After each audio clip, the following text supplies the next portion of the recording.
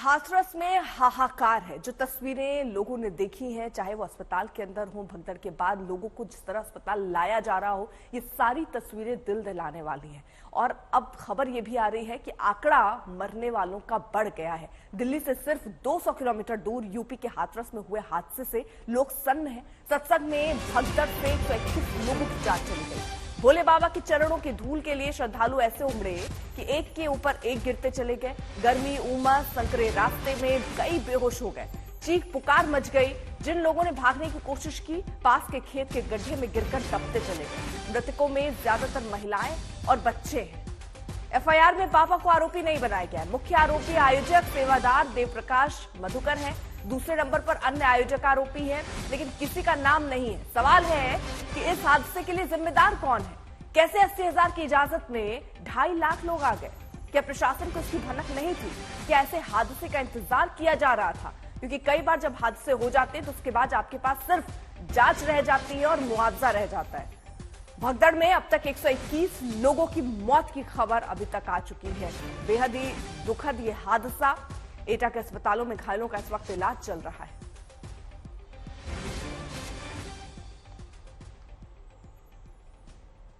तो ग्राउंड पर क्या स्थिति है? सबसे पहले एक ग्राउंड रिपोर्ट देखिए हमारी सहयोगी चित्रा त्रिपाठी की।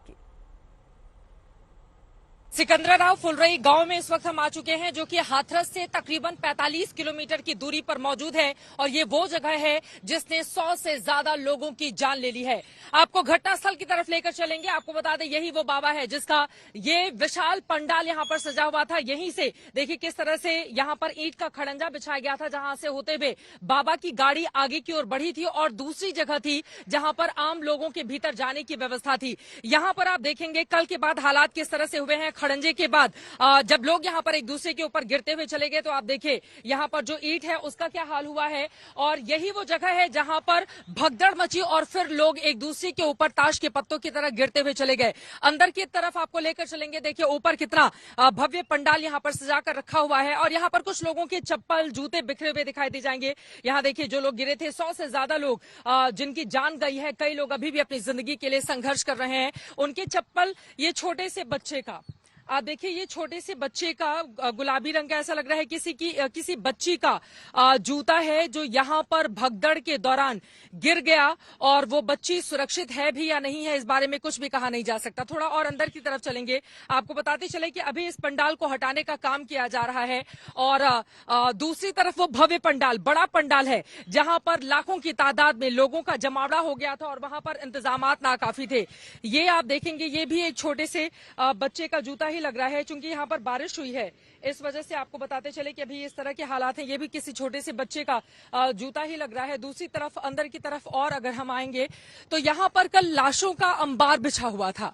यहाँ देखिए लोग जो अपने घर से पूरी सब्जी लेकर आए होंगे, उनका खाना भी किस तरह से इस भगदड़ की भीड़ चढ़ गया। लोग एक दूसरे के ऊपर गिरते हुए चले गए और फिर यहाँ पर लोगों की जान जाती रही और प्रशासन मूक दर्शक बना रहा।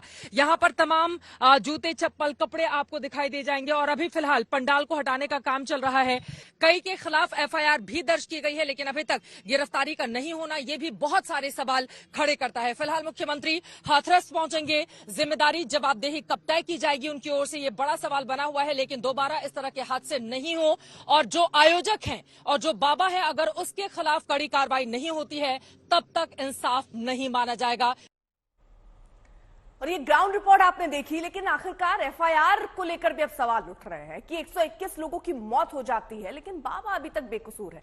पुलिस ने मुख्य सेवादार देवप्रकाश मधुकर को इसमें आरोपी बनाया है। जो आयोजक है उनको इसमें आरोपी बनाया गया है। लेकिन बाबा, जिसके ही कार्यक्रम में इतने सारे लोग पहुंचे थे, 80,000 की क्षमता में 2.5 लाख लोग कैसे पहुंच जाते हैं, ये भी सवाल है। और इसके लिए बाबा जिम्मेदार ही नहीं है। एफआईआर में नारायण सरकार हरि के खिलाफ कोई बात नहीं लिखी गई है। इस एफआईआर में ये जानकारी मिल रही है और इसीलिए सवाल पूछा जा रहा है कि आखिरकार उनका नाम क्यों नहीं इसमें दर्ज किया गया जब आप एफआईआर दर्ज करते। 3 सहयोगी इस वक्त हमारे साथ मौजूद हैं। चित्रा त्रिपाठी, जिनकी आप अभी रिपोर्ट देख रहे थे, वो सीधे हमारे साथ इस वक्त ग्राउंड से जुड़ भी चुकी हैं। हमारे साथ संतोष भी हमारे साथ मौजूद हैं, जो मैनपुरी से हैं, आश्रम से बाबा के। और हिमांशु मिश्रा भी हमारे साथ, हमारे सहयोगी इस वक्त जुड़े हुए हैं घटनास्थल से। लेकिन सबसे पहले चित्रा, आपका रुख करते हुए, क्योंकि आपकी ग्राउंड रिपोर्ट भी हमने देखी।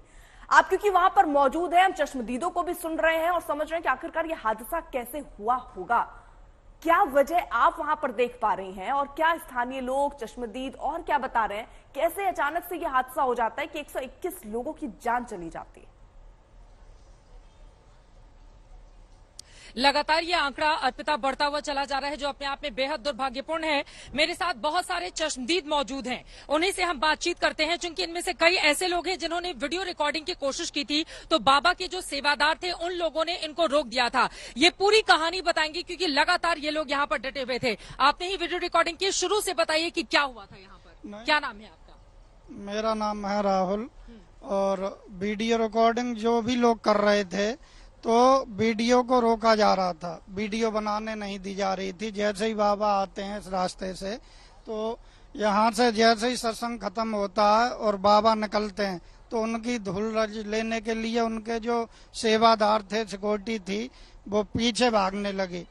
और पीछे भागने के बाद उनकी जो मिट्टी उठाने के लिए जब उनकी सिक्योरिटी थी वो ही भागने लगी, और उन्हें देखकर जितने भी श्रद्धालु थे बाबा के दर्शन के लिए भागने लगे, और भगदड़ के कारण इन लोगों की जाने गई। ये अत्यंत दुखद है। दोपहर कितने बजे ये हादसा हुआ था?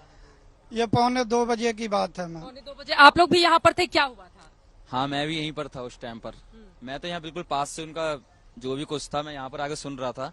गाड़ी जो थी वो बाबा वहाँ से माइक पे से जैसे ही हटे, वहाँ से हटने के बाद जैसे वो सड़क तक गए, तो लोग बाबा उनके पीछे पीछे भगने लग गए। उनकी खुद की अपनी सिक्योरिटी थी, जो भी कुछ था उसी के ब्लैक कमांडो, यही हमारे कमांडो, लेडीज भी थी उसमें, सब कुछ था। मतलब उनकी खुद की सिक्योरिटी थी, और पुलिस वालों को भी वो कह रहे थे कि हम लोग अपनी सिक्योरिटी सुरक्षा का जिम्मा संभाल लेंगे, आप लोग चले जाइए, ऐसा कहा गया था क्या? मतलब यहाँ पर पुलिस वाले नहीं थे, पुलिस वाले वहाँ तक थे, बाहर तक। तो मतलब हाँ, ये था, बाहर तक थे, रोड तक, रोड अंदर इस पंडाल के भीतर। लेकिन कुछ तस्वीरें सामने आई, पंडाल के भीतर जयकारे लग रहे हैं, तो कुछ पुलिस वाले भी लगाते हुए दिख रहे थे। क्या हुआ था आप बताइए, अपनी आंखों देखा हाल बताइए। मेरा आंखों देखा हाल ये था, मैं जैसे यहाँ सुन करके भोले बाबा वहाँ से निकले कि एटा साइड जाने को हुए, वैसे मैं सड़क पर चला गया था।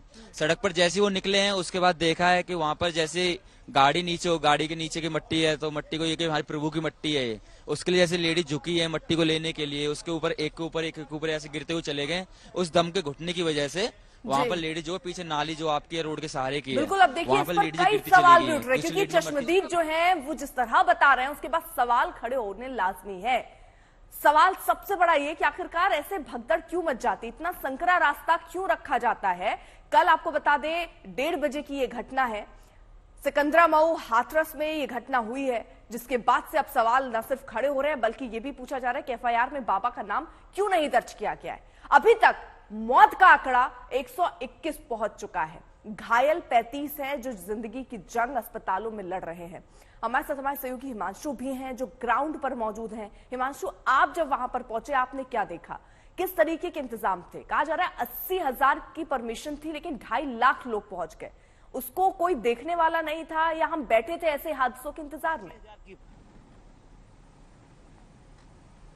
80,000 की परमिशन थी, 2.5 लाख पहुंच गए। लेकिन क्या प्रशासन ने वहां जाके देखा कि 80,000 की परमिशन जिसकी दी गई है उसके लिए क्या इंतजाम किए गए हैं?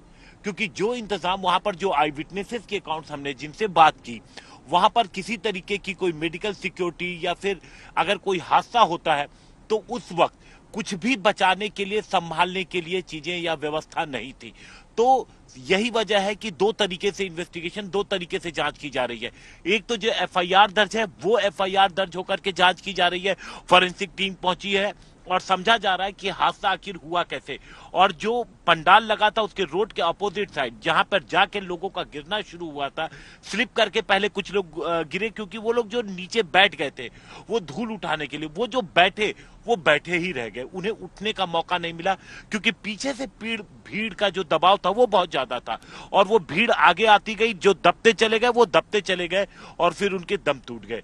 लेकिन सवाल ये उठता है कि उस दौरान जो मेन रोड था, मेन रोड से सामने इतने सारे लोगों की इस मौसम में, जब बारिश का मौसम है, तो किस आधार पर वो परमिशन दी गई, इसकी भी जांच की जा रही है। प्रशासनिक अधिकारियों की ओर से क्या कोई लापरवाही की गई, इसकी भी जांच की जा रही है कि क्या 80,000 लोगों की परमिशन देने से वक्त कौन कौन से अधिकारी मौके पे आए थे, उन अधिकारियों ने क्या कुछ नोट्स बनाए, क्या देखा उन्होंने और क्यों उन्होंने 80,000 लोगों की परमिशन दे दी।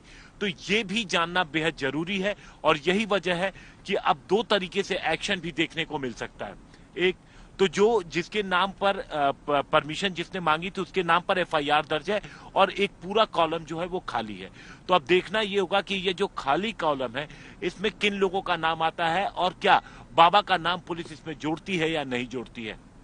जब हमने ये सवाल जानने की कोशिश की तो पुलिस की तरफ से कहा गया कि जी रहिए जरा आप साथ। कुल मिलाकर सवाल यही है कि आखिरकार जिम्मेदार कौन है। जिम्मेदार क्या वो लोग हैं जो 80,000 की परमिशन देते हैं लेकिन उनको ये जानना ही नहीं है कि कितने लोग पहुंच रहे हैं, क्या इंतजाम हुए हैं वहां पर, यानी अनुमति से ज्यादा भीड़ वहां पर जुटाई गई। ये एक बड़ा सवाल है और इसके लिए किसको जिम्मेदार या गुनहगार समझा जाए। साथ ही साथ यहां यह भी सवाल उठ रहा है कि क्या पर्याप्त जगह नहीं थी निकासी के लिए कि लोग आराम से निकल पाए। जैसा अभी आप रिपोर्ट में भी देख रहे थे, बहुत ही संकरा रास्ता, बारिश भी एक वजह जिसकी वजह से भी बताया जा रहा है कि एक के बाद एक लोग हो सकता है फिसलते भी रहे।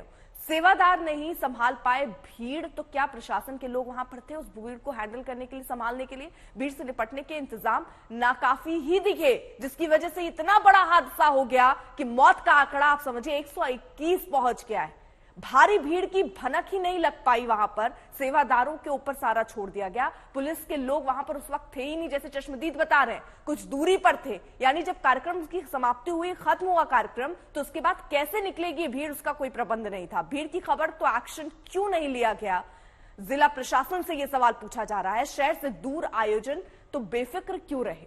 आयोजकों पर आंख मूंद कर भरोसा कैसे कर लिया कि आपने 80,000 की परमिशन दी है तो वो बड़ी ईमानदारी के साथ 80,000 लोगों को ही बुलाएंगे, उससे ज्यादा आंकड़ा नहीं पहुंचेगा। 2.5 लाख लोग पहुंच गए थे वहां पर।